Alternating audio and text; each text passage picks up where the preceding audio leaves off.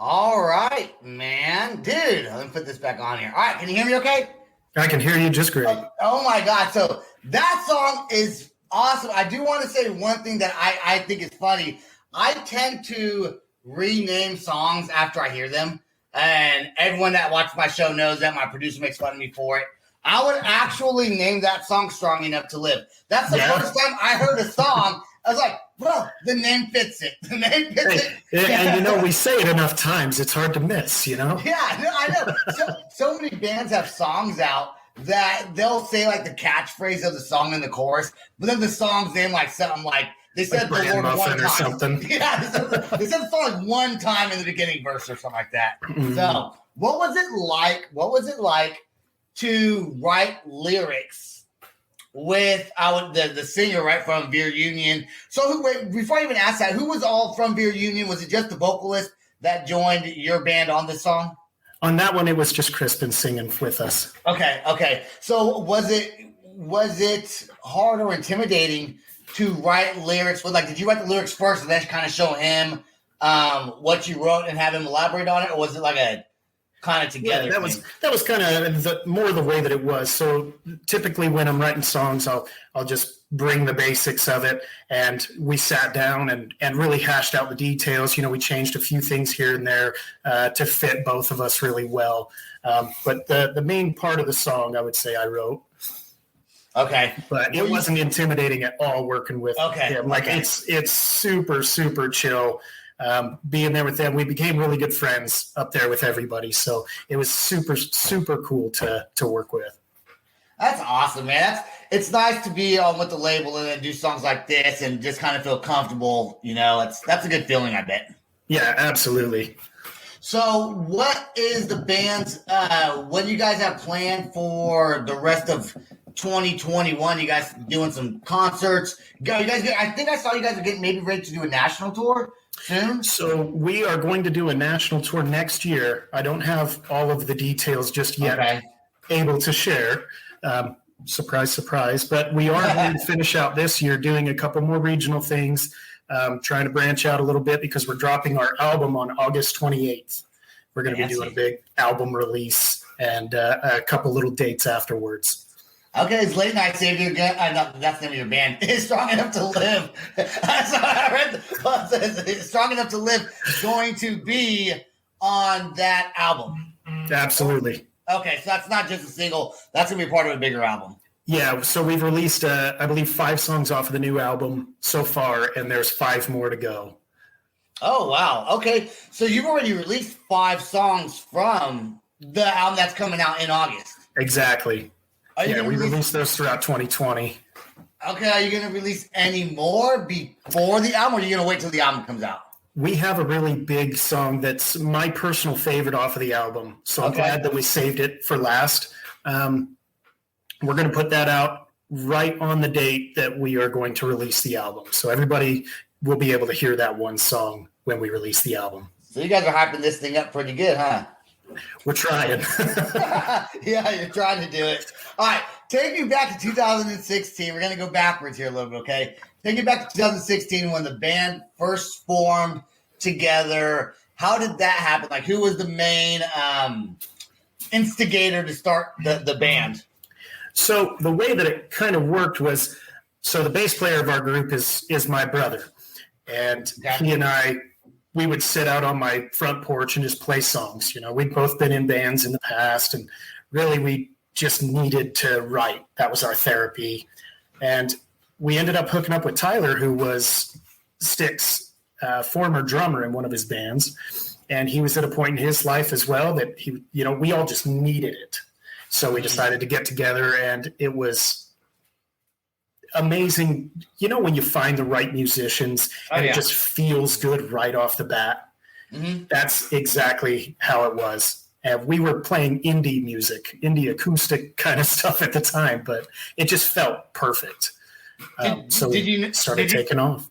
Yeah. Did you know that you were going to be this kind of, was the goal originally to be this kind of hard rock and new metal-y kind of band, or was it just kind of where it took off naturally on its own? It sort of just came to be naturally. typically when I was writing before and even now, I write everything on an acoustic guitar. So it's kind of got that sort of feel. But then Stick and Tyler, they were playing death metal before we got in the group. So like Tim and I's indie influence mixed with the death metal on this side, we just came to the center and found hard rock. That's cool, man. Yeah, kind of some death metal, some indie. Do you guys continue to write indie songs at all, or yeah?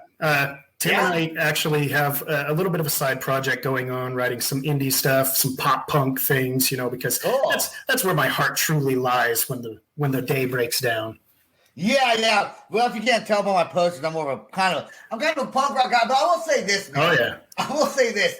Since I started this podcast, I had more metal bands on than any other genre. And I've never not liked hard rock or metal. I've always liked hard rock and metal. I've always liked rock music, But I kind of favored punk rock a little bit more. But since I've been doing this, I don't know, man. I mean, I think I'm kind of 50. You're kind of shifting there. Yeah, and I find myself liking harder music too. And I was told this was going to happen by my producer, Sam. He goes, "You're going to start liking it harder and harder." I was like, "I don't think so." And I do. The more hard I hear, the more kind of harder I want to hear it, man. It's exactly. Like you get desensitized to it a little bit. No kidding. Like being in this band is actually what's turned me to harder and harder music. I listened to stuff back in the day, of course, but like just trying to write that genre, constantly trying to have the ear for it. You start catching certain things in different songs, and I've grown to appreciate artists that I didn't before to a next level, I would say. It's really cool. Isn't that crazy how that can happen? I used to hate like techno-y type music. I know there's another name like EDM type stuff. I'm not a big fan. But I've seen people write it. I'm like, damn, I can't write that shit, dude. You really appreciate it. Yeah. How did you know to push that button right then and there, dude? No kidding. It really is. It really is a way of thinking, man. It really is. It's a way of thought. So, well, all my crew members at my regular day job, they all love dubstep. So I was forced to listen to dubstep at first, and I was like, my God, what is going on? And now I'm like, oh yeah, crank the Zomboy, man. Like this is great. Did you ever go to work and be like, but check out my band? Do you ever because people at work are trying to hear me talk about my podcast. So I can only if I was in a cool band, I would fucking tell everybody. I keep it secret as long as possible. That way they will just listen to me as their boss and not, hey, you've got a cool band too. But they all always find out. And so they keep better tabs on the group than I do. They'll follow the Facebook, and I'm not the only one that posts on that. So it's like, we said what today? Jesus.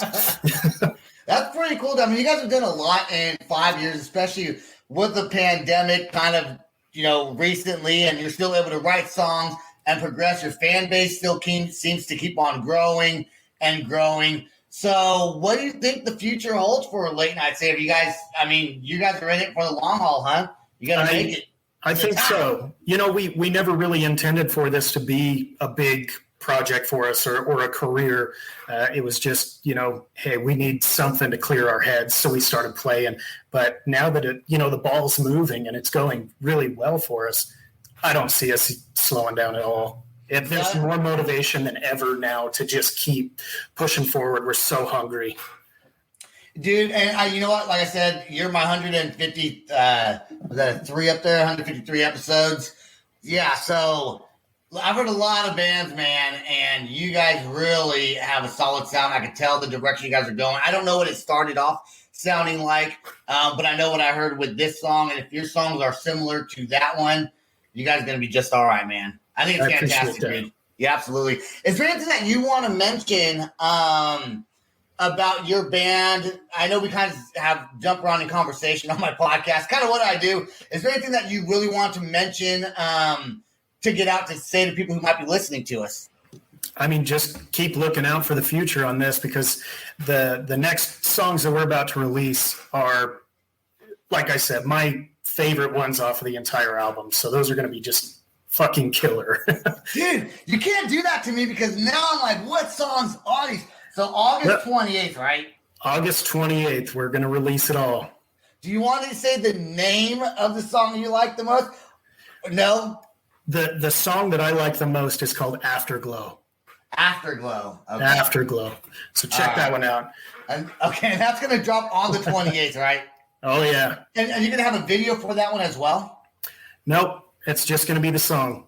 Okay. I don't think it needs a video. No, I think it's going to stand alone. Okay. And one of my last questions before we talk about your merch and stuff like that is Strong Enough to Live. Is that the song? Is that the main song getting pushed for the upcoming album? Yes. Yeah, that's the one that we really picked out to be the single of the album. So that one's the one we're gonna be hitting that one hard, both the rock version and the acoustic version until this release. You're gonna be so tired of hearing it and playing it if you're not already. Like it's such a great song, but after like 200 times of playing, you're like, all right, this is like you get tired of it. I'm sure we'll get there. Yeah, there's some of the stuff off of our very first album that we've taken offline because, well, it doesn't stand up. Man, we played those so much, and we hear the names of the songs sometimes. Ugh, God, bad memories, man. Dude, wait till one of your songs goes platinum, and then 20 years later, you'll still be playing that song. That's what the fans are always going to want to hear. That one. Oh song. Yeah, I'll just have to do what all these other groups do with their big single and just reinvent it every night. I'll sing some different lyrics here and there, do it acoustic. Why not? Change it up a little bit. You gotta keep it fresh. You know, I always thought would be funny, and it really doesn't relate, but I think it'd be funny if like a band was like playing on a big stage somewhere, and they're like, "What's up, Ohio?" and they were like not in Ohio. Like they didn't realize that. Like they just totally fucked that up. Absolutely. Oh yeah, rock over London, rock on Chicago. Yeah, that thought came to my head for some random reason. Don't know why, but it did. I thought I'd put it out there. So, anyways, let's talk about. I'm going to make it my goal. I'm just going to do that at every show. You know, I'll say, "Hey, Idaho," and no matter where we're at, unless we're in Idaho. Unless you're in Idaho, then you gotta say, "What's up, Utah?" What's up, Wyoming? Wyoming exists, right? And see what the crowd says, man. Like, see what the crowd like. What? Say that again. That'd be so fun. Or they would just cheer anyway because maybe they didn't hear or something. I just think it'd be so funny to do it. I would hope for like a silence across the crowd, and then I'll just say it again. What's up, Idaho? Dude, if you do that, will you film that, please? I absolutely will. email it to me. All right, let's talk about your merchandise and your website. Yeah. Do you know the name of your website? LateNightSaviorBand.com. Boom, I think you're right. Let me check. I know that we own LateNightSavior.com as well, but we shut that one down. LateNightSaviorBand.com. Yeah. Band, that's the one. Killer. Yeah. You got all your merchandise on there? Do you have a separate merch store somewhere else? We have some of our stuff on the online store. I'm admittedly terrible at keeping up on putting our new merch on there. But we can't keep stuff in stock at the shows. We have to order too much, so I don't usually ship through the website. You have to come to the show to buy the cool stuff. The tank tops and the shot glasses and all that, the jackets. Hopefully you guys get to tour in Oklahoma City sometime. I would love to see the band play. If you come through the area. Every time a band comes that's been on my show and they're in Oklahoma, I try to do my best to go see them live. I love going to concerts, and especially now that everything's kind of open back up more, it gives you more of a reason to get out of the house. Well, we're going to make it happen. You're going to be right there at the show, and I promise it's coming. Dude, all next right, year. Man.